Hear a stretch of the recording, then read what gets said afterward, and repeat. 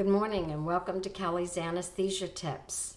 Just returning from Washington, D.C., where I was working in conjunction with the Florida Society of Anesthesiologists, the FSA chapter of physicians, who have been supporting the Florida Anesthesia Administrators Association for 24 years now. And we work together in conjunction to help bring some awareness to issues that not only affect you in perhaps your work with anesthesia groups, but on a personal level as well. So I encourage those of you who do not have the time to maybe go to Washington, D.C. or legislate to continue to support the grassroots efforts of your state associations.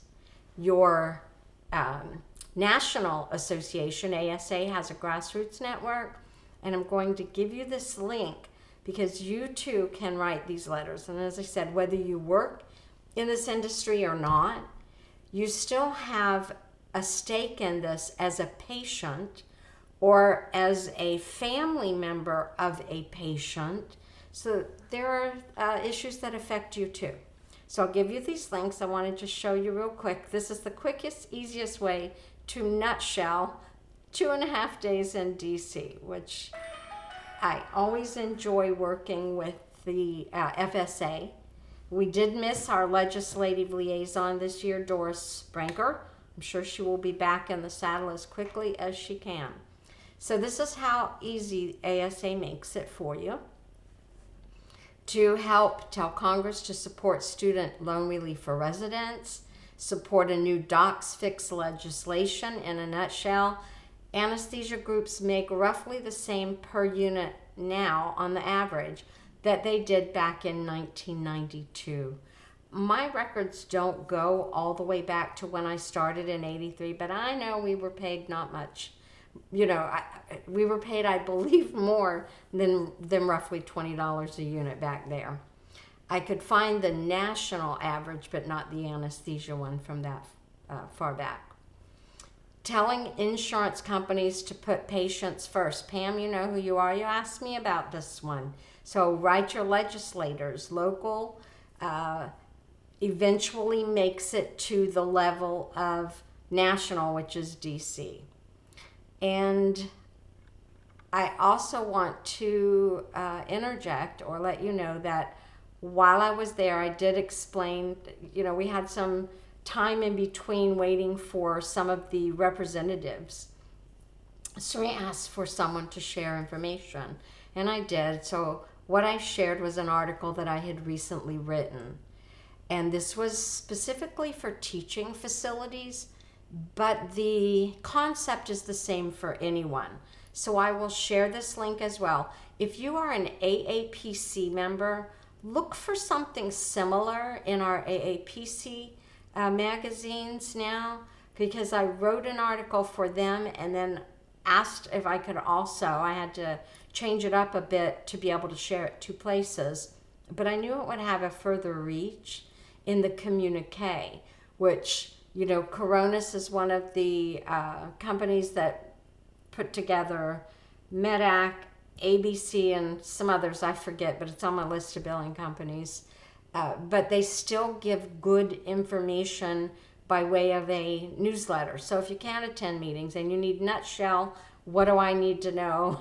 Here you go. Try to keep up with the industry like this. Your ASA website, I'll give you the link. They write really good coding and billing articles too and have resources. Your communique newsletter. AAPC doesn't focus specifically on anesthesia, but some of these do. And here I want to tell you that it was a really good resource last year. I'm talking 2024, but it was a webinar. And during the webinar, I did hear some misinformation.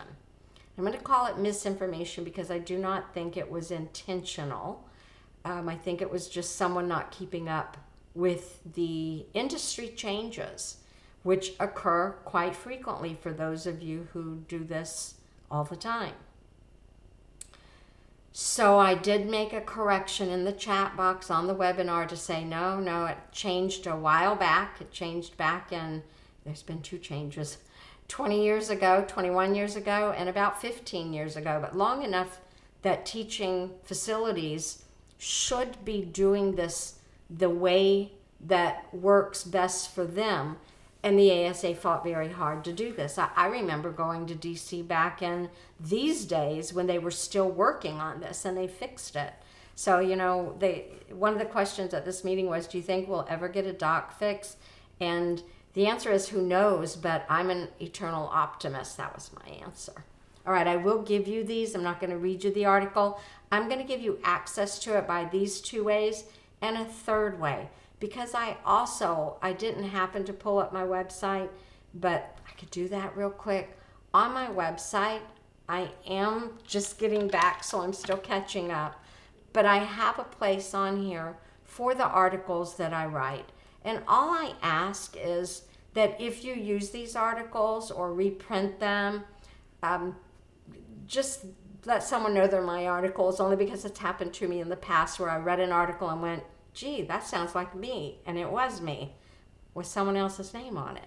So a shout out to Dr. Stephen Shafer, who at the time wrote a couple of letters and an article that was called Plagiarism is Ubiquitous. So if you ever get to read that, that was a fun one too. Maybe I'll find that and link it as well. All right, so I'm going to add it because it's been a while since I've had time to write an article, but I enjoy these. I enjoy the education side of this as well. So I'm going to wrap it up with that. I like to leave you with my be kind to one another, generous with your knowledge. Thank you if you support anesthesia meetings. If you can't, we're still trying to support you by giving you access to all of this as well. So everyone, enjoy the rest of your day, and I am now going to play catch up.